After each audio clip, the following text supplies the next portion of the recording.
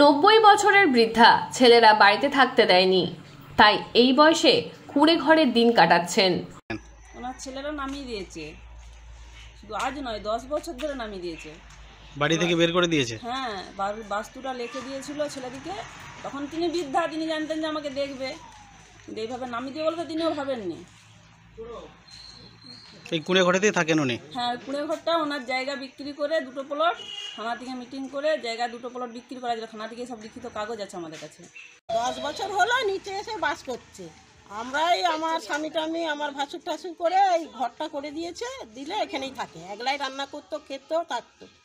এই মাঝখানে হলো একদমই উঠা পড়া করতে পারেনি, উঠতে বসতেও পারেনি।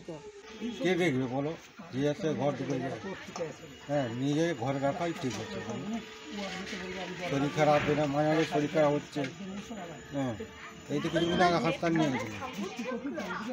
হ্যাঁ, কে দেখবে কোথায় কী হবে রাত্রে ভিতরে, সেটা ঘরে যেয়ে রাখলে ঠিক আছে। এটা আমার চাই। আপনি প্রতিবেশী? হ্যাঁ, এখানেই বাড়ি যাবে। কী নাম আপনার? সমুদ্র। আমরা তো খবরের পাশাপাশি খবর পেয়ে আমরা এসলাম। জিনিসটা খুবই বাজে। এরকম করে যুব সমাজের মধ্যেও এরকম বার্তা যাবে যে বাবা মাকে দেখবো না, এই জিনিসটা খুবই বাজে। আমার যেহেতু মা নেই, মা বাবার জন্য আমরা পৃথিবীতে এসেছি, তো মা বাবার সেবা করাটা আমাদের সবথেকে পরম ধর্ম। বৃদ্ধার 2 ছেলে ও 2 মেয়ে, ছেলে বৌমার নাতি নাতনি, একেবারে ভরা সংসার। বৃদ্ধার বয়স এখন 90 ছুঁই ছুঁই। এই বয়সেও নিঃসঙ্গভাবে জীবন কাটছে তার। অভিযোগ, ছেলে বৌমা বৃদ্ধার দেখাশোনা করে না। বিগত 10 বছর ধরে একা একটি কুঁড়ে ঘরে বসবাস করছেন ওই বৃদ্ধা। এতদিন হাত পুড়িয়ে নিজেই রান্নাবাড়া করে এসেছেন, তবে এখন বয়সের ভারে জুবুথুবু। এই অমানবিক ঘটনা দাসপুর থানা সোনাখালী গ্রামের।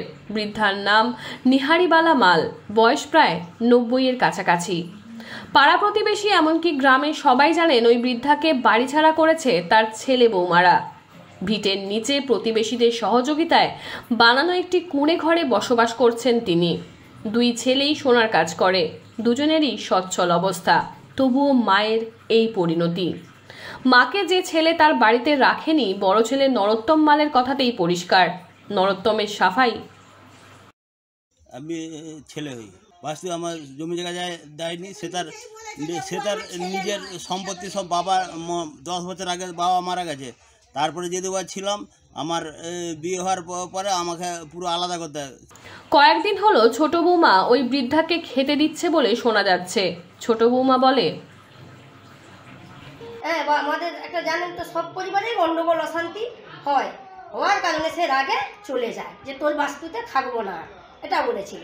হ্যাঁ, এমন করে সে সেখানে থাকে, বা তার সম্পত্তি বিক্রি করে, হ্যাঁ, সে খাওয়া দাওয়া তার লোক রেখে কাজকর্ম করে, দেখাশোনা করে চলতে। তবে ভালো মন্দ আমরা সব দিনই ছিলাম পাশে, ভালো সব দিন। জিজ্ঞাসা করবেন না, ওনার বয়স এখন 90 ঊর্ধ্ব, কিভাবে উনি থাকেন ওইভাবে?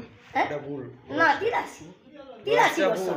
ওটা কি লোকেরা জানবে? আপনারাই বলুন, ওটা তো আমরা জানবো, ছেলেরা জানবে। 80 বছরের হলেও তো উনি বৃদ্ধা। হ্যাঁ, এই সময় তো ছেলেদের কর্তব্য থাকে আমাকে দেখাশোনা। হ্যাঁ, অবশ্যই দেখবা। এই জন্য আজ যখন তার হাত পা ছিল, লোক রেখে খাওয়া দাওয়া সে সাথে নিজেই করছিল, কিন্তু আজ 1-1.5 মাস পড়ে গেছে।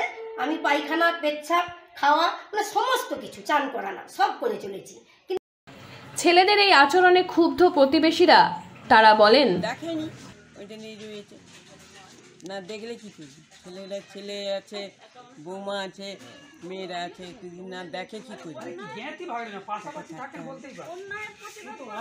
এখনো ওনার ব্যাংকের বই ছোট ছেলে নিয়ে চলে গেছে এবং তার 30,000 টাকা তুলে নিয়েছে। ঠাকুমাকে বলেছে 10,000 টাকা নেবো, কিন্তু ঠাকুমা জানেইনি। পরে যখন আমাদের ফোনে মেসেজ এসেছে যে ঠাকুমা তুমি কত টাকা তুলেছো, তখন ব্যাংকেও তো তার ছেলেরা মানে ব্যাংকের লোকও জানে যে ঠাকুমাকে নামিয়ে দিয়েছে এবং আমাদের ফোন নাম্বারটাই তার দেওয়া ছিল।